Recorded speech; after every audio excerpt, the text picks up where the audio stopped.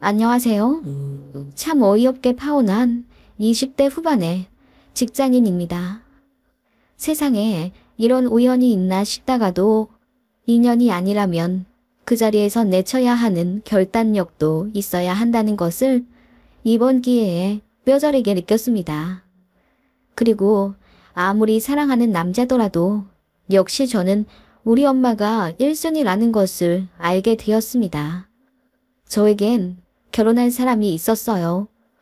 2년 반 정도 연애를 했고 사귀는 과정에서 단 한 번도 싸움이 없었을 정도로 가치관이나 성격도 잘 맞았던 사람입니다. 변덕을 부리는 저와는 다르게 참 온화하던 남자였어요. 단점이 있다면 학벌과 직장이 저보다 별로라는 것이었지요. 저는 서울에 있는 나름 유명한 대학교를 졸업해 대기업에 입사했고 결혼할 사람은 수도권 4년제 나와 중견기업 영업직으로 일하던 사람입니다. 연봉도 저보다 차이가 좀 났고 모아둔 돈도 제가 훨씬 많았어요. 그치만 서로 너무나 사랑했고 사귀면서 이 사람이랑 결혼할 것 같다는 막연한 확신 같은 게 있었습니다. 그 사람은 부모님이 이혼은 하지 않았지만 별거 하신 지 오래되었고 중학교 때부터 아버지랑 단둘이 살았다고 하더라고요. 이런 케이스는 흔치 않아서 제가 조금 의아했던 기억이 납니다. 이혼이든 별거든 보통은 엄마가 아이들을 데리고 가니까요. 이유를 자세히 말해주지 않아서 저도 더 묻지 않았지만 여튼 그 남자는 엄마를 별로 좋아하지 않아 했어요. 결혼하더라도 어머니 쪽이랑은 왕래가 별로 없을 거라고 했습니다. 미스터리한 부분들이 있었지만 그 남자의 상처겠거니 생각하고 굳이 둘치려 하지 않았어요. 내가 사랑하는 사람은 이 남자니까. 당시에는 결혼할 남자만 생각했고 또 보았습니다. 그렇게 결혼 이야기가 오고 가면서 양가에 인사를 드리게 되었어요. 남친이 먼저 저희 집에 와서 공손하게 인사드리고 결혼 허락 정식으로 받았습니다. 그리고 저는 남친의 양쪽 부모님이 아닌 아버님만 뵙고 식사를 했고요. 남친 말로는 엄마가 바쁘셔서 그렇다고 했고요. 그렇게 양가 인사드리고 저희끼리 알아서 결혼 준비했습니다. 상견례 날짜도 잡긴 잡았죠. 남친 말로는 엄마가 안 오실 수도 있다고 했는데 솔직히 한 번은 뵙고 싶었습니다. 결혼식 당일날 시어머니를 보게 되면 너무 모양새가 그렇잖아요. 그래서 제가 남친한테 간곡히 부탁해서 상견례 때는 어떻게든 어머님 모시고 왔으면 좋겠다고 했습니다. 바쁘시면 우리가 어머님한테 맞출게. 그래도 상견례인데 시어머니 되실 분이 자리에 안 계신다는 게 말이 돼? 돌아가신 것도 아닌데. 그게 바쁘시기도 하고 또 나도 엄마랑 연락 안 한 지 오래되어서. 그렇다면 더욱 상견례 때 모셔야지. 그리고 우리 부모님도 궁금해하셔. 내 시어머니 되실 분이잖아. 남친은 생각이 많아 보였습니다. 그리고 며칠 뒤에 예비 신부까지 포함해서 약속 날짜를 잡자고 하더군요. 그렇게 어느 가을날 운치에 있는 한식당에서 상견례를 하게 되었습니다.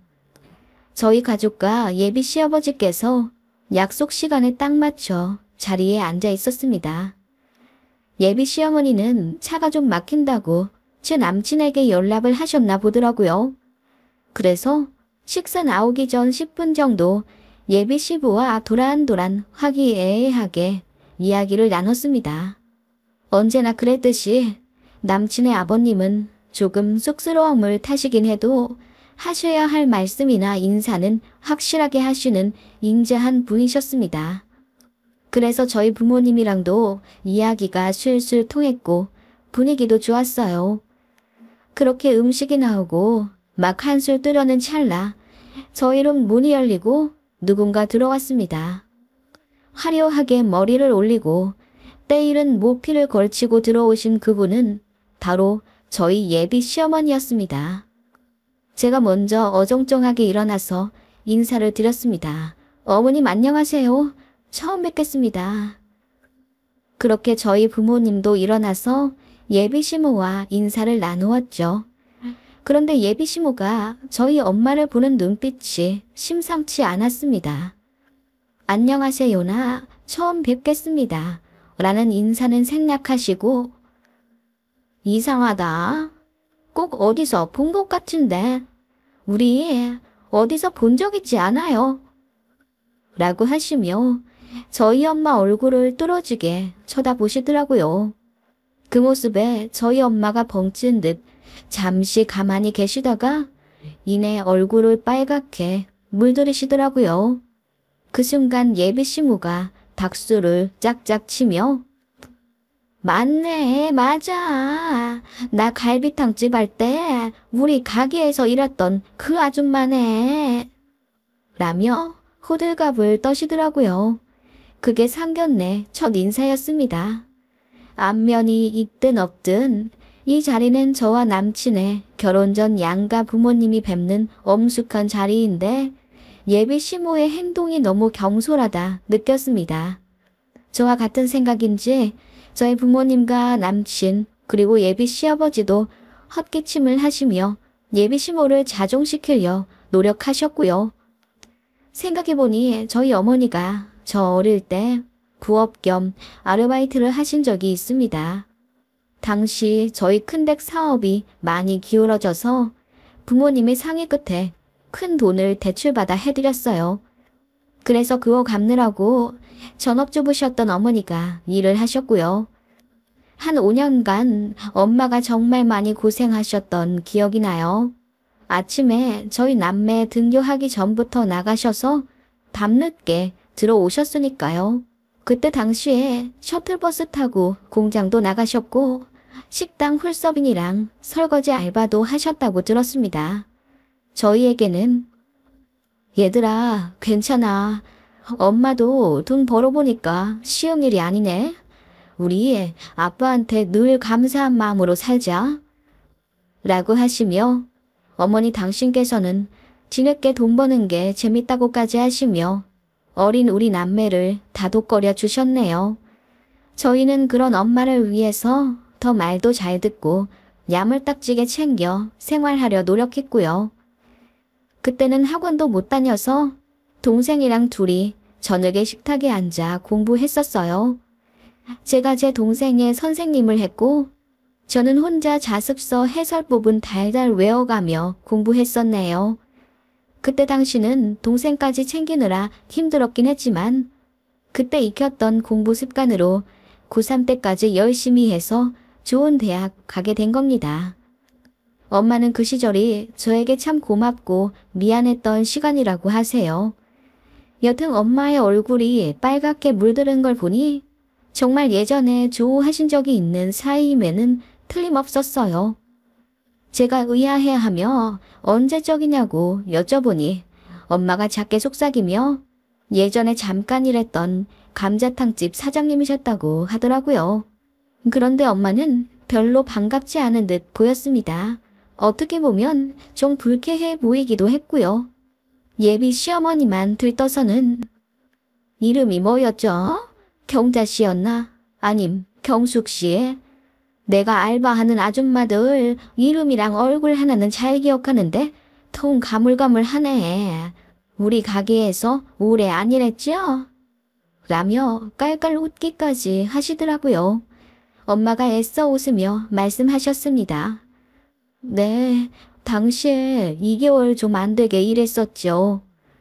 나같이 좋은 사장 밑에서 왜 그렇게 짧게 일했어요? 오래 일하시지. 그때 설거지 하셨나? 아님 홀서빙? 키친은 내가 아무나 안 들여보내니까 요리는 안 했겠네. 그죠? 예비시모는 반말과 존대를 섞어가며 조금 무례하다 싶을 정도로 엄마에게 말을 하시더라고요. 그러자 예비 시아버지가 팔꿈치로 딱 치며 그만하라는 신호를 보내셨고요. 두 분이 같이 식사 자리에 앉은 지 20년도 넘으셨다고 하더군요. 제 남친이 중학생 때 별거하기 시작했고 그 이후로 두 분이 전화통화만 가끔 할 뿐 이렇다 할 왕래도 연락도 없으셨다고 하더라고요. 그래서 그런지 예비 시부모님 두 분은 상당히 어색해 보였고요. 여튼 그렇게 첫 인사를 하였고 어쩐지 많이 불편해하는 엄마를 신경 쓰며 식사를 하게 되었습니다.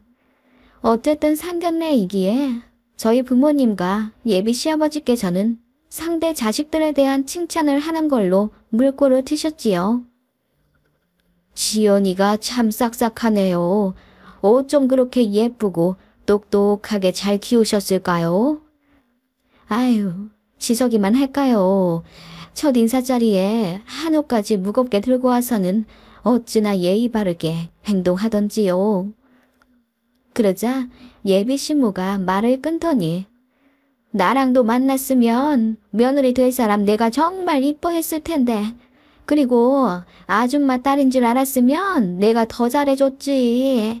세상에 이런 인연이 또 있나? 라고 하며 웃으시더라고요. 말끝마다 아줌마 거리니 저도 상당히 거슬렸습니다. 엄마는 그저 난감하게 웃으며 그러게요. 사장님 아들이랑 제 딸이랑 이렇게 연결이 될 줄 꿈에도 생각을 못했네요. 라고 하셨습니다. 그러자 예비 시모가 신이 나셨는지 이 말 저 말 필터링하지 않고 마구 얘기를 하기 시작하더군요. 그런데 그때 얼마 일 안 했지? 아줌마가 하던 일이 설거지였나 홀서빙이었나? 왜 그렇게 빨리 관뒀어요? 나는 그게 궁금한데 왜 대답을 안 해주고 그래요? 홀서빙이었어요. 아, 그렇구나. 그런데 왜 그렇게 빨리 관뒀어요? 내가 갈비탕집 할 때 아줌마들한테 참 잘해줬는데 나한테 택시비 받은 적 없어요. 내가 가끔 알바 시간보다 더 붙잡아두고 일하면 꼭 택시비 10,000원씩 쥐어줬거든. 예비 시모가 깔깔 웃으며 과거를 회상하는 동안 저희 어머니는 수치심에 얼굴이 불타오르셨습니다. 그것 보니 저도 화가 스물스물 올라오더라고요. 어머니, 그때는 저희 집이 좀 어려울 때였어요. 그래서 안 하던 일도 하시고 많이 힘드셨을 거예요. 그때 떠올려서 좋을 것도 없는데 다른 이야기 하시면 안 될까요? 그리고 결혼하면 사돈딸 사이인데 자꾸 아줌마 거리시는 건 딸 입장에서 조금... 제가 그렇게 이야기하자 예비 시모가 좀 당황한 듯 하더군요. 그러더니 아줌마, 딸을 아주 잘 키우셨네. 어쩜 이렇게 할 말을 똑부러지게 잘해. 아, 아줌마라고 하면 안 된다고 했지? 안 싸던 따님이 똑똑하셔서 참 좋으시겠어요? 라며 비아냥 대시는 거예요. 네, 제가 딸을 아주 잘 키웠죠. 그래서 대학도 좋은 곳 가고 떡하니 대기업도 입사했잖아요. 라고 엄마가 무표정으로 이야기하자 예비 시모가 그렇네. 엄마가 갈비탕집에서 알바하는 집안 딸인데 공부는 꽤 시키셨나 봐. 라고 신경전을 벌이며 이야기하셨고 저희 엄마가 바로 받아치셨습니다. 제가 시켰나요? 알아서 한 거지. 갈비탕집까지 하는 사장 집안 아들은 미뤄져도 공부를 못하셨나 보네요. 지금은 어째 제 딸보다도 못한 것 같으네요. 그래도 우리 딸이 참 착하고 마음이 열려 있어서 사람을 스펙으로 판단하네요. 그러니까 지석이를 데려온 거겠죠. 그 말에 예비 시모 얼굴이 허옇게 되었다가 빨갛게 되었다가 난리도 아니더군요. 그러더니 입을 떼시며 아줌마도 적응 안 되시겠어요. 알바할 땐 나한테 사모님 그러시다가 결혼하면 사부인이라고 하셔야겠네. 그냥 편하게 이전처럼 사모님이라고 불러도 돼. 라고 하며 혼자 식탁을 치며 웃는 겁니다. 저는 진짜 무슨 막장 드라마 보는 줄 알았습니다. 그 말에 제 남친이 더 안절부절 못하며 그런 얘기 그만하시라 대놓고 타박까지 했고 예비 시모도 언짢다는 듯 예비 시모를 노려보시더라고요. 그렇게 분위기가 순식간에 안 좋아졌습니다. 그렇게 되니 저도 좀 참을 걸 그랬나. 아니야, 엄마 무시하는 건 용서 못해. 라는 이런저런 생각에 마음이 복잡해지기 시작했지요. 그때 예비 시부모님이 의견을 주고받을 것이 있다며 잠깐 자리를 비우셨습니다. 예비 신랑도 쫄래쫄래 따라가더군요. 아마 두 분이 싸우실 것 같으니 말리러 간 듯 했습니다. 저는 엄마에게 엄마, 괜찮아? 시어머니 되실 분이 너무 무례하시네. 라며 달래드리다가 그만 눈물이 터져나오고 말았습니다. 엄마는 무언가 할 말이 있는 듯 지연아, 엄마가 보기에는 이 결혼 말을 더 하시려는 찰나 예비 시부모님과 남친이 들어왔지요. 무언가 크게 싸우신 듯 두 분이 기분이 안 좋아 보였습니다. 그렇게 자리에 착석하고 나서 예비 시모는 입에 지퍼 끼운 듯 아무 말씀 안 하시더군요. 또 다른 말 실수하지 않으려 아버님이 단속하신 듯한데 이미 저희 부모님과 저는 예비 시모의 경솔한 태도로 기분이 상할 대로 상한 직후였습니다. 그렇게 조용히 밥을 먹고 후식까지 나와 대충 이야기를 정리하려던 중이었습니다. 결혼을 하게 된다면 스드메나 신혼여행 등에 관한 건 일체 저희 커플이 알아서 하자고 하셨고 신혼집 구하는 것은 양가에서 성이 보이는 정도로 얼마씩 보태주자는 이야기가 나왔습니다. 예비 시부는 5천만 원 해줄 수 있다고 하시더군요.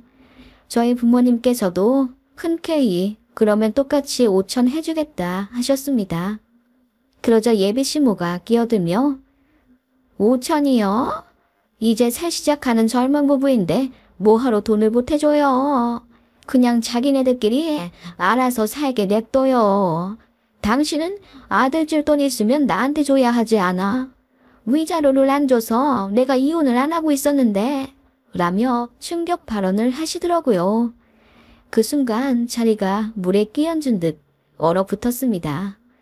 예비 시부는 얼굴이 시뻘개지시며 그게 상견례에서 할 소리냐고 나지막이 꾸짖으셨습니다. 예비 신랑은 울기 직전이었고요. 그때 예비 시모가 말했습니다. 내가요, 이 사람한테 이혼 좀 해달라고 했는데 죽어도 안 해주더라고요. 내가 바람이 났기 때문에 오히려 자기가 위자료를 받아야 한다나. 나처럼 가정에 충실한 현모양처가 어딨다고 그런 모욕을 주는지. 혹시 이야기 잘못 전해 듣고 나에 대해 오해할까봐 내가 미리 말해주는 거예요. 그때 알았습니다.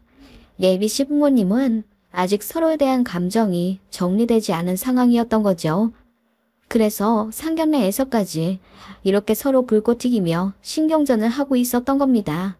그때 저희 엄마가 입을 떼셨고 그 순간 분위기가 완전히 뒤바뀌게 되었습니다. 가정에 충실한 현모양처요. 20년 전 제가 봤을 땐 전혀 그렇지 않던데요. 네, 아줌마, 아니 안싸돈, 그게 무슨 말이죠? 내가 갈비탕집에서 일할 때 그 밑 사거리 인테리어 가게 사장이랑 바람 피우지 않았어요?